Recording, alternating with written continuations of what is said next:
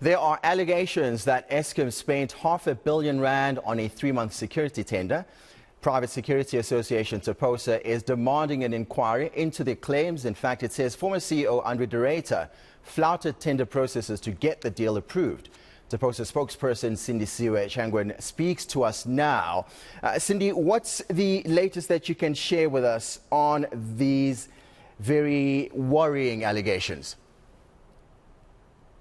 So upon learning of this current matter, it's even last year, we actually wrote to Eskom. We directed the letter to the head of Eskom in terms of security. We also directed the letter to the CEO and also the COO. And eventually, we did not find joy in terms of the response that we actually received on this particular matter. We actually escalated the matter to the National Treasury to actually find out exactly what processes was followed by Eskom to procure this emergency so-called services that was granted to actually one company, instead of being able to perhaps maybe consult a collective security providers that are there at Eskom in terms of finding a particular solution. And Cindy, when we talk about flouting those processes, I mean, 500 million rand for 3 months seems like an exorbitant amount of money to warrant that kind of service. What are you hoping your probe will uncover? It is specifically for that particular reason that we decided to take up this issue.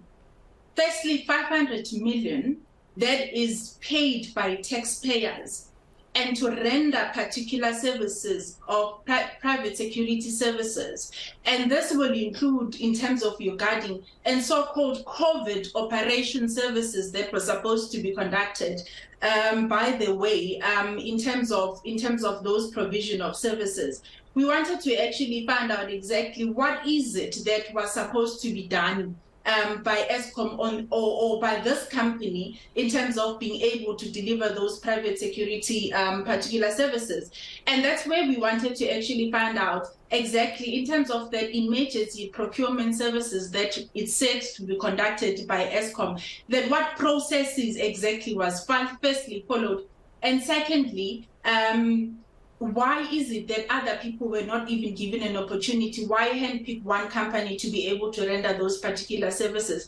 What expertise does that company have, except other companies as well, that can be able to render those particular services? And that we wanted to get to the bottom of this. And if you look at the amount of money in terms of just providing those particular services, some of the services perhaps maybe that was required to be done by the company that was appointed was services that are under the ambit of the state security agency. And therefore, in terms of the SIRA Act, we are confined as security companies in terms of how far we can be able to go, in terms of being able to render particular solutions, security solutions to the state, especially when it comes to guarding infrastructure that is as important as the one of Eskom. So why is it that you are taking one company into confidence in terms of rendering those particular services,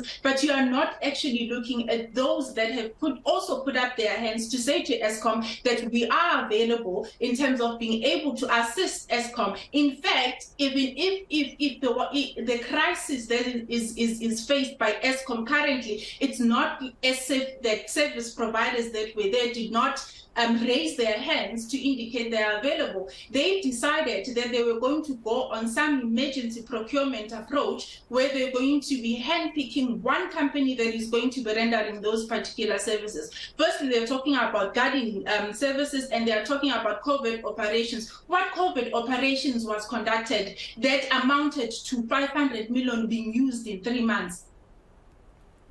That is the pertinent question, Cindy. And one of the other questions obviously would be, there were alleged corrupt activities taking place at Eskom under Ruyter.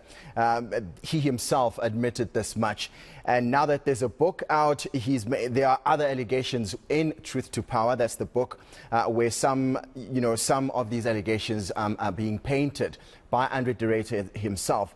I imagine there would be a next step for you as an organization when your probe is done. What would that be? So we have written to the National Treasury. We have met with the National Treasury. We took up the issue with the National Treasury and we met with a nonchalant type of an attitude to indicate that there was nothing wrong with Eskom to have procured those particular services because it was an emergency, but it was an emergency informed by what? Now we found out later on, when we found out the information, that it was informed by this report, this intelligence report.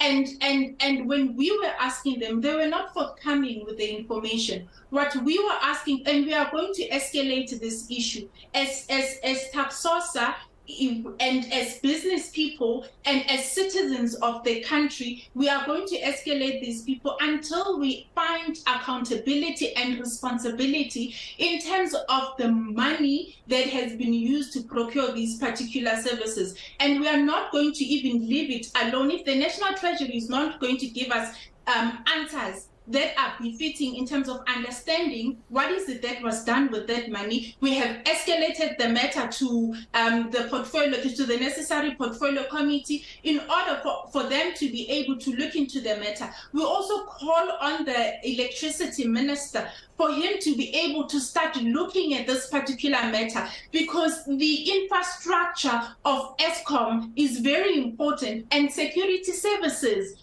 also form part of a holistic solution that needs to be found in resolving the issues that are happening with Eskom. And if we don't deal with fundamental and systematic issues of corruption in that state entity, they are going to happen all over again without really finding any answers with regards to that.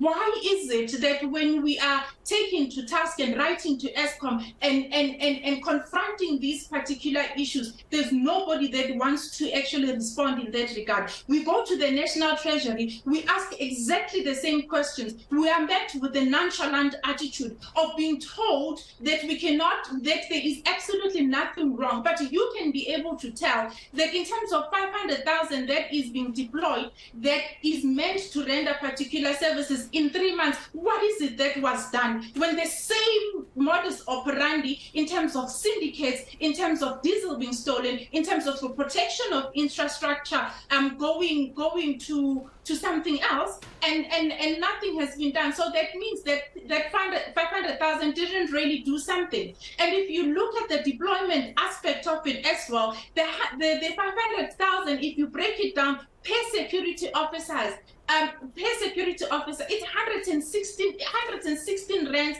per security officer. What is it that has gone to the poor security officers out of that 116 rands that has been charged to Eskom? Who has benefited into this whole thing? What we are asking for is accountability. What we were asking for is responsibility. What we are asking for is transparency, because this is money that is coming from taxpayers. This is not money that is just coming willy-nilly for people just to decide and wake up that we've got an intelligence report and therefore we must just procure a particular company and let that company must render those particular services. Show us. We are waiting for you to be able to show us what is it that you procured that company to actually do. Because in terms of even that particular deployment, I do not think that in 3 months deploying 400 guards would have been done if they need to be trained accordingly. I don't think in terms of the COVID operation that they're actually talking about, that in 3 months those particular services would have been done in 3 months. So what happened to that 500 million that you are actually referring to? These are all very important questions that we as South Africans are asking ourselves, and I imagine you as our viewer this afternoon are asking yourself as well. That was Tapsosa Spokesperson Sindiswe Changuion. Thank you so much for your time this afternoon.